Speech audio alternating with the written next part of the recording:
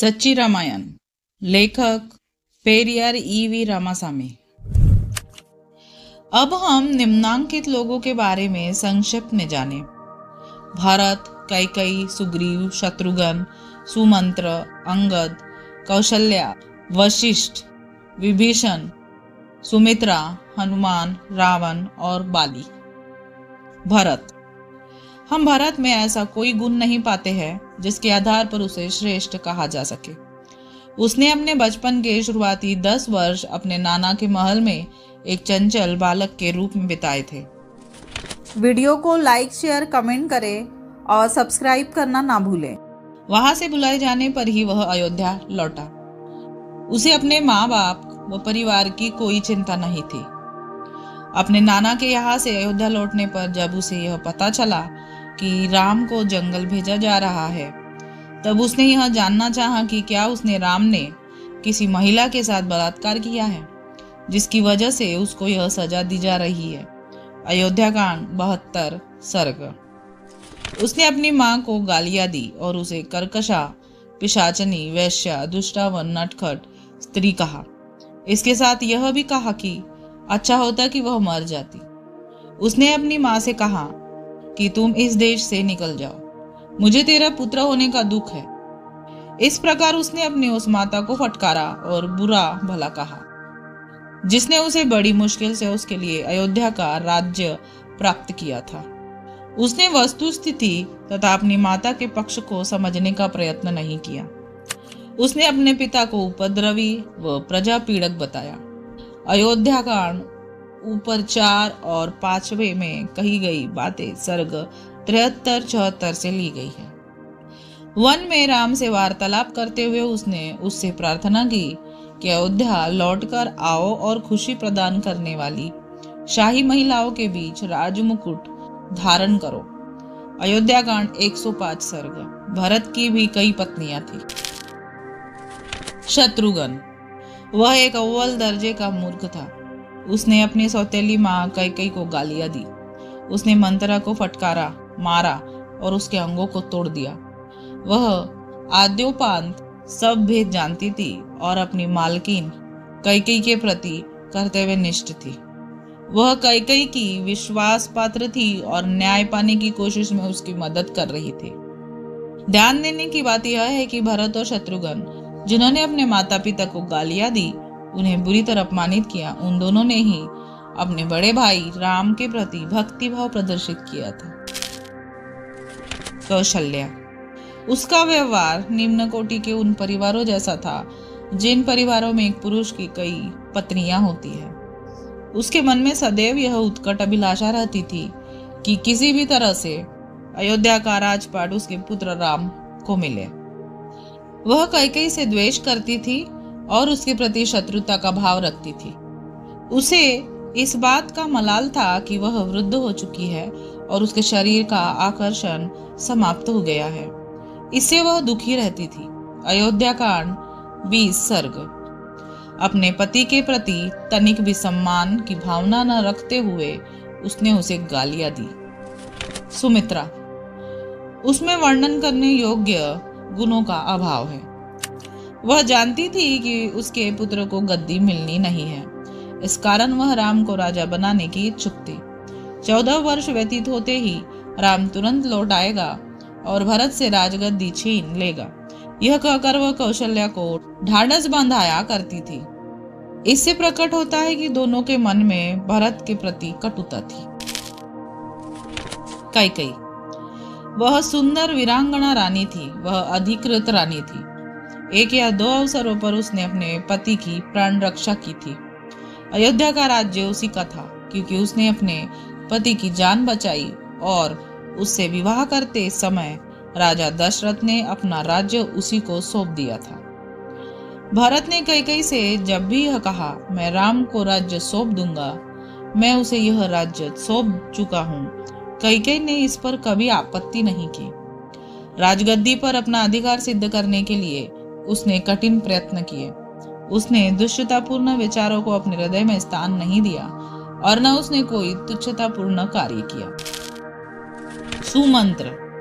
मंत्री होने के बावजूद भी वह ईमानदार और उच्च चरित्र का व्यक्ति नहीं था।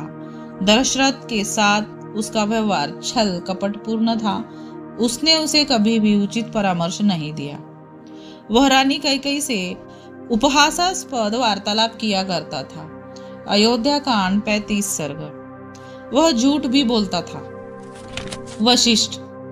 गुरु वशिष्ठ ने एक साधारण पुरोहित से बेहतर आचरण नहीं किया।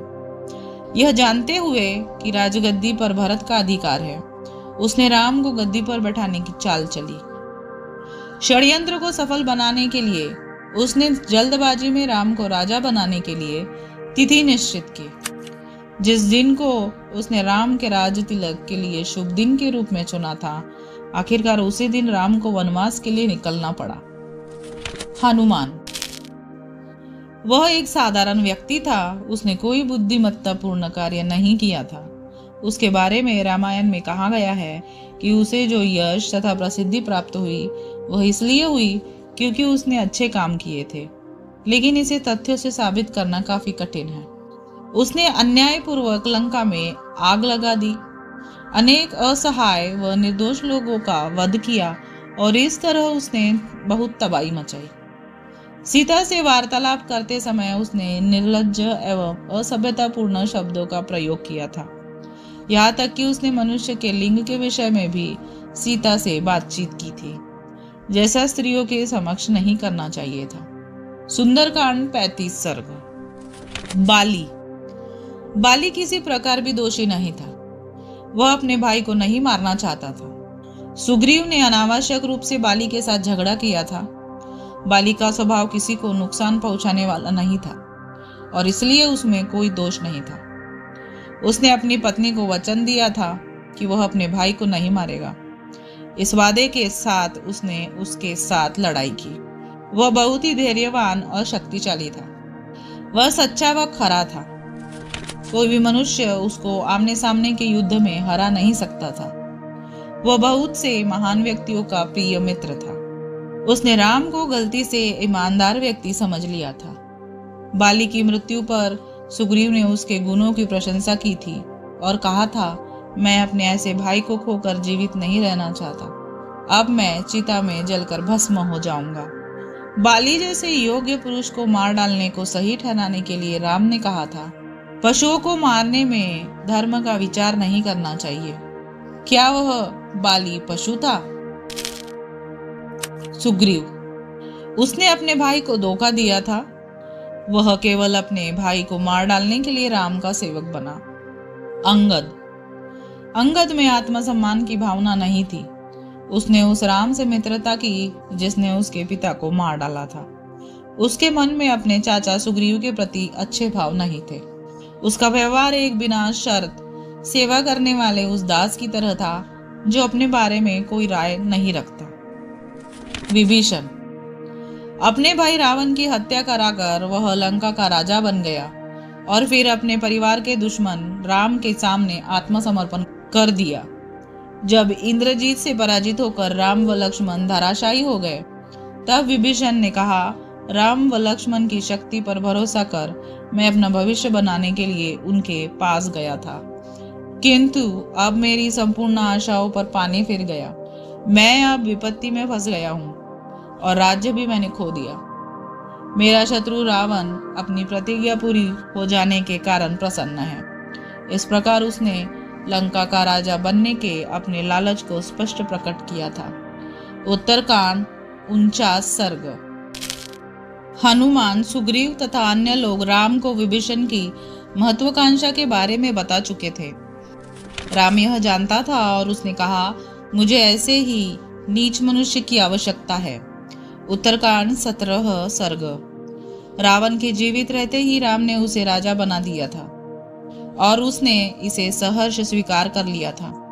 उत्तरकांड 18 सर्ग। इसके परिणाम स्वरूप उसने विभीषण ने राम को बहुत से गुप्त भेद बताए।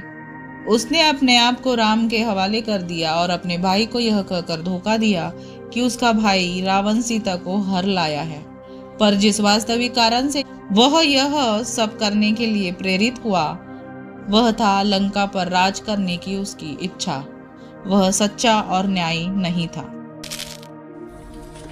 कैसे रावण की वाटिका में राम के अंधीकृत रूप में प्रवेश करने और वहां जानवरों का शिकार करने पर उसने कोई ध्यान नहीं दिया था। जब उसकी बहन शूर्पणखा व अन्य संबंधी स्त्रियों को अपमानित कर उनके नाक, कान व स्तन काट डाले गए, तब भी उसका खून नहीं खौला। कुछ महिलाओं की हत्या तक कर दी गई थी। इन सभी बातों से उसे कोई बेचैनी नहीं हुई। उसने गलती और भयानक भूल करने वाले व्यक्ति राम की ईमानदार, न्यायी और बहादुर कहकर प्रशंसा की, जबकि अपने सच्चे और बहादुर भाई रावण से घृणा करता था, जो सीता के साथ उस समय भी आदर से पेश आया था जब वह उसकी कैद में थी। यह सब कुछ उसने अपने भाई रावण से दगा कर लंका का राज हड़पने के निश्चित मंतव्य के साथ किया। क्या इसे स्वार्थी और घटिया मानसिकता नहीं कहेंगे?